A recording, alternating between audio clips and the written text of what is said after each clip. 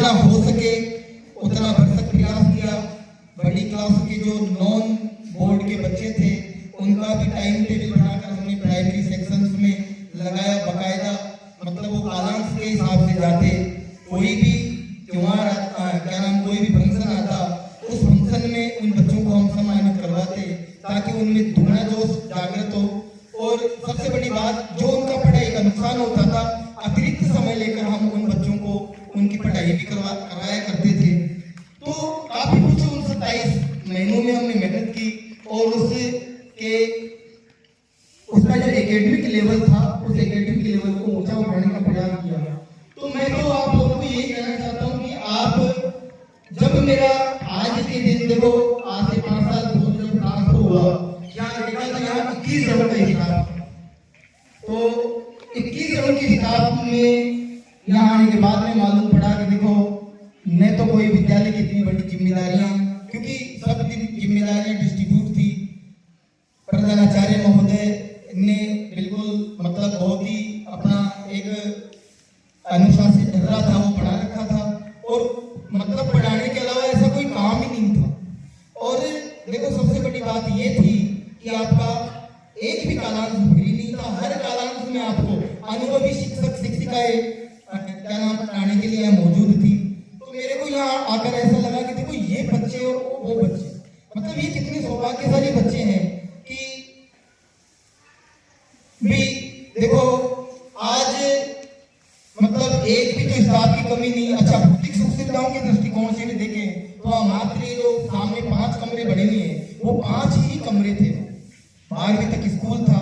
तो मैं कह रहा हूं कि आप लोग तो मतलब ये मान लो कि इतने सौभाग्यशाली हो कि शायद मतलब अगर वो एक लेवल देखे ना तो उस लेवल से ऊपर हुआ, लेकिन बस थोड़ी सी कमी है तो आप लोगों की मेहनत की, आप लोगों के सहयोग की। अगर आप, मैं कहूँ कि एक टीचर 100% अपनी मेहनत कर रहा है और आप लोग अपनी तरफ से 25% मेहनत भी कर लो ना तो कोई कमी नहीं है, लेकिन तुम लोग मेहनत करना ही नहीं चाहते। मैं कहूँ आप यहाँ से बाहर निकल के देखोगे ना तो इतनी प्रतिकूल परिस्थितियां आप लोगों को मिलेगी कि पढ़ना तो बहुत दूर की बात, खाना पीना इतना जीवन दुभर, मतलब लोगों का जीवन इतना दुभर है कि आज तो देखो आपके माता पिता को भी मैं धन्यवाद देना चाहूंगा कि वो भी खुद चाहे कितना ही परेशान हो ले, खुद कितनी मेहनत कर ले, लेकिन आप लोगों को वो पढ़ा रहे हैं। वहां तो बच्चे पढ़ना चाहते थे लेकिन माँ बाप पढ़ाना नहीं चाहते। तो बेटा मैं यही कह रहा हूँ, देखो मैं मेरे बारे में तो क्या कहूँ, खैर मैं भी देखो तुम्हारे बीच में जो औसत बालक है, सामान्य बालक है, वैसा एक बालक था। और धन्यराम जी ने देखो काफी कुछ विस्तृत तरीके से बता भी दिया और बताने की आवश्यकता भी नहीं है, क्योंकि मेरे जितने भी साथी लोग हैं ना सब इससे भी प्रतिकूल परिस्थितियों से निकलकर आपके सामने खड़े हैं। भाई मैं तो मेरे बारे में जानता हूँ, लेकिन जब उनके बारे में सुनता हूँ तो मेरे से भी जो एक नाजुक परिस्थितियां हैं, प्रतिकूल परिस्थितियां हैं, उनसे निकल कर सामने आए। मैंने ये सुना है कि चिमनियों की रोशनी में उन्होंने पढ़ाई की है। तो देखो बेटा आदमी संघर्षों से ही महान बनता है, ऐसे नहीं बनता।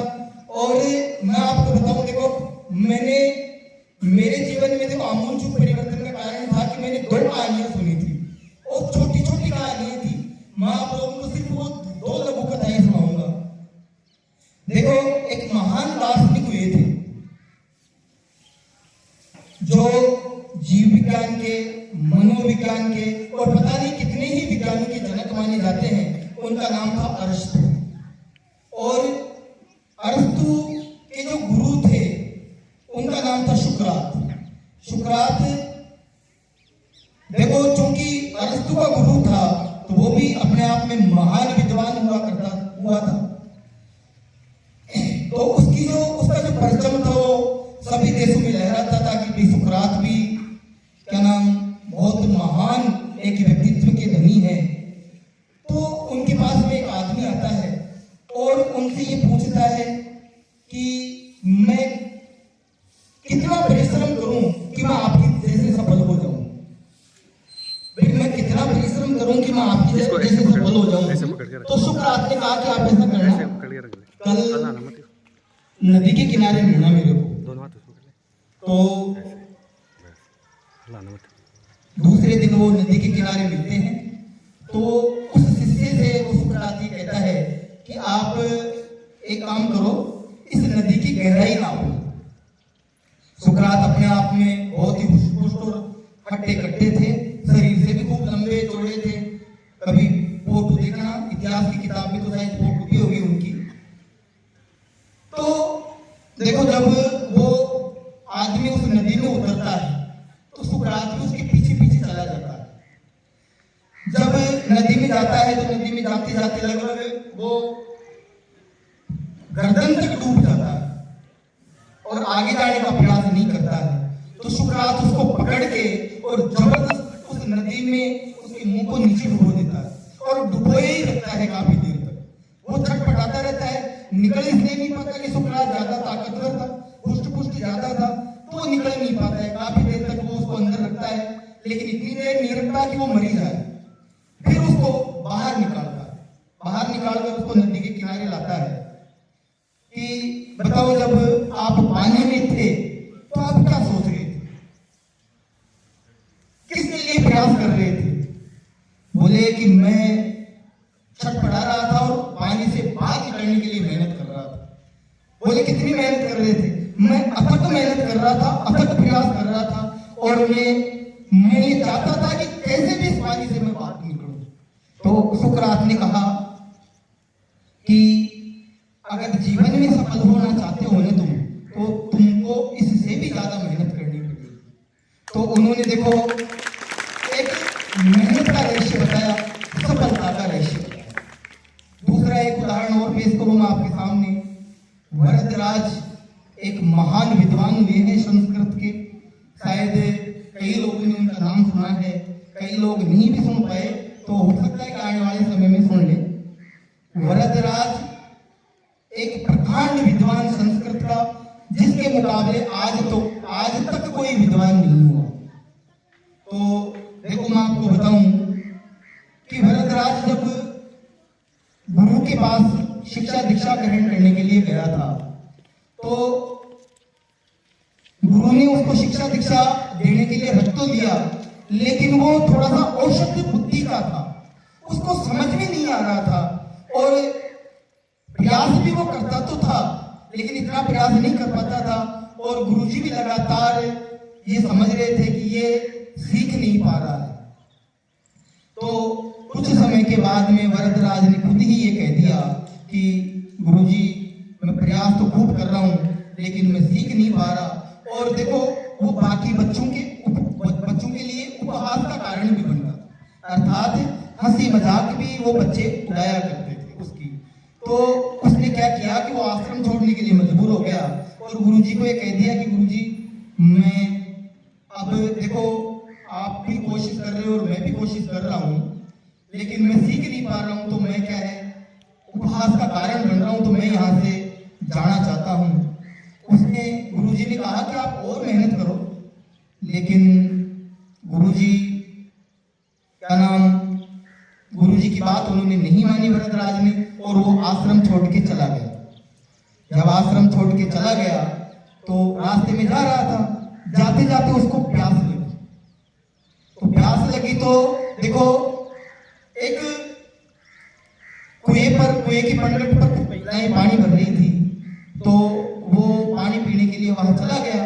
एक महिला उसको पानी खींच के पानी पिला रही थी, तो उसने देखा कि जो कुएं के ऊपर जो पत्थर रखा हुआ होता है जिससे रस्सी को खींचा जाता है, तो वो उस रस्सी को देख रहा था। वो रस्सी एक निश्चित निशान के अंदर से आ रही थी। तो उसने एक महिला को पूछ लिया कि ये पत्थर में निशान, कि बोले कि रस्सी है ना, इसको खींचने पर ये वापस जाने से ये पत्थर में निशान हो गया।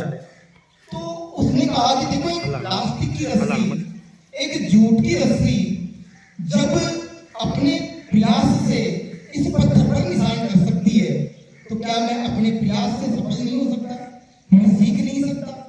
तो उसने वो बात दिमाग में धारी और वो घर की ओर प्रस्थान कर रहा था, वापस आश्रम की ओर गया और उन्होंने गुरुजी से कहा कि गुरुजी, आपके कहने के अनुसार मैं फिर प्रयास करूंगा, मैं और प्रयास करूंगा।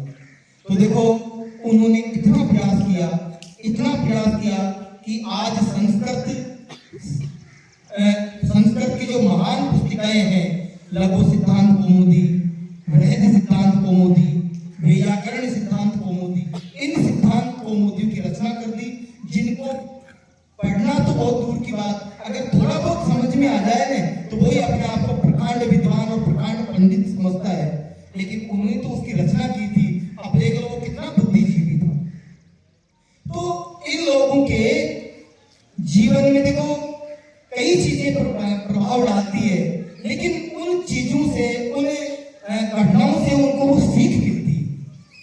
तो मैं यही कहता हूँ बेटा, जीवन देखो धीरे धीरे यूं ही निकल जाएगा और समय अपने को हर उस पर मोड़ पर सावचेत करता रहता है, कुछ सिखाता रहता है कि अपने को वाकई में इन घटनाओं से, इन चीजों से, या इन जो कहानियां आपको मंच पर सुनाई जाती है, कहानियों के साथ में और भी बहुत सारी चीजें आप लोगों को सुनाई जाती है, तो इन चीजों से आप लोगों को उन किनकी तरह जो सुकरात का शिष्य था और जो वो वरदराज था, उनकी तरह आप लोगों को भी सीखना चाहिए और सीखने के साथ साथ उन पर अमल भी करना चाहिए, उन पर मेहनत भी करनी चाहिए, ताकि उनकी तरह आप लोग भी क्या नाम इतिहास में अपना नाम रोशन कर सको।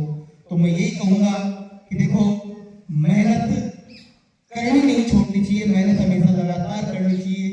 मैं आपको बताऊं कि औसत आप लोगों में से ही कई बच्चे ऐसे हैं जो औसत बुद्धि के थे। मैं उन औसत बुद्धि मतलब जिनको एक जड़ बुद्धि की श्रेणी में भी कह सकते हैं, मैं ऐसा बालक था जब मैं अध्ययन कार्य किया करता था। लेकिन हो सकता है कि मेरे भी गुरुजनों की बातों से या इन बातों से मेरे को भी सीख मिली और मैंने भी एक छोटी सी आरपीएससी के एग्जाम फाइट कर ली। मैं आपके सामने खड़ा हूँ तो देखो इतना कठिन नहीं है। जब मैं कर सकता हूँ तो आप में से कोई भी ऐसा बालक नहीं है जो नहीं कर सकता। तो आज इन बातों से आपको सीख लेनी चाहिए और जीवन में कुछ कर उतरने का जज्बा आप लोगों को धारना चाहिए। धन्यवाद।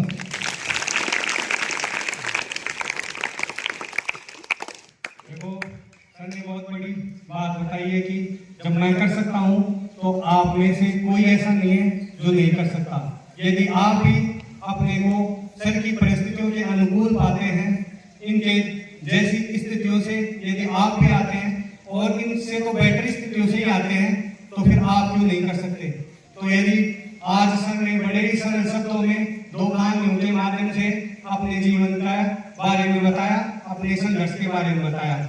आज इस मौके पर मैं सभी गुरुजन की तरफ से और सभी बच्चों की तरफ से सर को बहुत बहुत धन्यवाद देना चाहूँगा, बहुत बहुत बधाई देना चाहूँगा और आपका मार्गदर्शन, आपका आशीर्वाद हमें सदैव यूं ही मिलता रहे। ईश्वर से यही हमारी कामना है और आप सब बच्चे भी इस मौके पर संकल्प करो कि कम से कम सर जैसे तो बनना ही है। भाई यदि आगे जा सकते हो तो और भी अच्छी बात है, परंतु कम से कम इन जैसे तो बनना ही है। यदि आप सर जैसे भी बन गए ना, आपके घर वाले पूरे गाँव में मिठाइयाँ बांटेंगे। तो अपने घर वालों को ये मौका अवश्य देना।